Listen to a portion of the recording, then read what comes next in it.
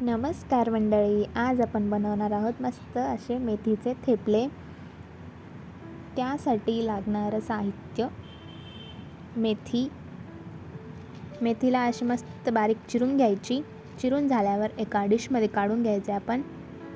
डिशमध्ये काढून झाल्यावर त्याच्यामध्ये लागणारे मसाले: तिखट, मीठ, हळद, ओवा, तीळ आणि थोडीशी कोथिंबीर टाकून मिक्स करून घ्यायचे.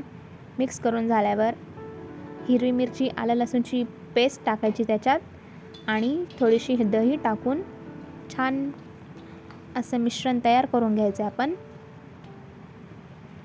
त्यानंतरला गव्हाचं पीठ टाकायचे लागेल तेवढा आणि क्रंची टाईप होण्यासाठी तांदळाचं पीठ टाकायचे. त्यानंतरला बेसन टाकून पिठाला मळून घ्यायचे छान.